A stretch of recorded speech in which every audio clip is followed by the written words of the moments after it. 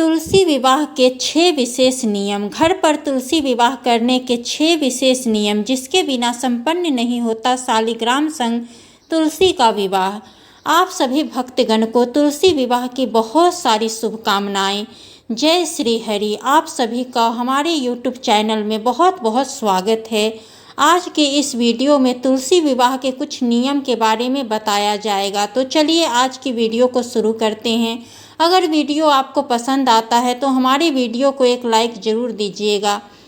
लक्ष्मी और तुलसी का संबंध भगवान विष्णु के साथ होने के कारण जिस घर में नियमित रूप से तुलसी जी का पूजन विधि विधान एवं श्रद्धापूर्वक होता है वहीं लक्ष्मी जी का निवास करती है। धार्मिक मान्यताओं के अनुसार तुलसी की जड़ में सभी तीर्थों, मध्य में सभी देवता और ऊपरी शाखाओं में सभी वेद स्थित हैं।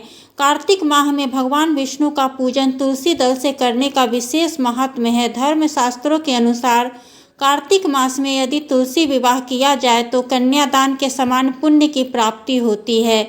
विधि विधान से तुलसी पूजन एवं तुलसी विवाह करने से भगवान की कृपा द्वारा घर में सुख शांति समृद्धि का वास होता है। हिंदुओं के संस्कार अनुसार सभी शुभ मांगलिक कार्यों में तुलसी दल अनिवार्य माना गया है। तुलसी घर आंगन के वातावरण को सुखमय बनाता है तथा स्वास्थ्यवर्धक भी बनाता है। इसलिए प्रतिदिन तुलसी में जल देना तथा उसकी पूजा करना आरोग्यदायक और कार्तिक माह में सुबह स्नान आदि से निर्वित होकर तांबे के बर्तन में जल भरकर तुलसी को जल देना चाहिए तथा संध्या समय में दीपक तुलसी जी के चरणों में शुद्ध देसी घी का दीपक अवश्य जलाना चाहिए। तत्पश्चात श्रद्धा एवं सामर्थ्य अनुसार धूप दीप दिखाकर चंदन लगाकर नैवेद्य तथा पुष्प अर्पित कर घर में सुख शांति का वरदान माँ तुलसी एवं विष्णु भगवान से मांगना चाहिए। केवल कार्तिक मास में ही नहीं बल्कि प्रतिदिन तुलसी देवी के रूप में हर घर में पूजा की जाती है। नियमित रूप से व्यक्ति को पापों से मुक्ति तथा पुण्य फल में वृद्धि मिलती है। तुलसी विवाह देव उठनी एकादशी की शाम यानी गोधली बेला पर करना उत्तम माना जाता है। ज्योतिष शास्त्र के अनुसार गोधली बेला पर लक्ष्मी आगमन का समय होता है, इसलिए इस समय का महत्व और भी बढ़ जाता है। देव उठनी एकादशी पर भगवान विष्णु 4 महीने बाद निद्रा से जागते हैं, इसलिए तुलसी विवाह का सबसे विशेष नियम है उन्हें शंख बजाकर उठाने के बाद ही तुलसी विवाह का आयोजन किया जाना चाहिए। आइए जानते हैं तुलसी विवाह के विशेष नियम को। देव उठनी एकादशी की शाम तुलसी विवाह भी किया जाता है। इस साल देव उठनी एकादशी 12 नवंबर को है। देव उठनी एकादशी की शाम या गोधली बेला पर तुलसी विवाह करना शुभ माना जाता है। पौराणिक मान्यता के अनुसार देव उठनी एकादशी पर तुलसी जी का विवाह शालिग्राम से करने पर पुण्य की प्राप्ति होती है। आप भी अगर घर पर तुलसी विवाह का आयोजन कर रहे हैं तो आपको तुलसी विवाह के कुछ विशेष नियमों का ध्यान रखना जरूर चाहिए। कुछ विशेष नियमों के बिना तुलसी विवाह संपन्न नहीं मानी जाती। तो आइए जानते हैं तुलसी विवाह के 6 विशेष नियम को। विष्णु जी की को निद्रा से उठाएं। सुबह जल्दी ब्रह्म मुहूर्त में उठकर स्नान करें, फिर शंख और घंटा बजाकर भगवान विष्णु की पूजा शुरू करें। ऐसा करने से आपका दिन शुभ होता है और आसपास का वातावरण भी पवित्र बनेगा। विष्णु जी शालिग्राम का रूप है, इसलिए विष्णु जी को उठाने का नियम सबसे महत्वपूर्ण है।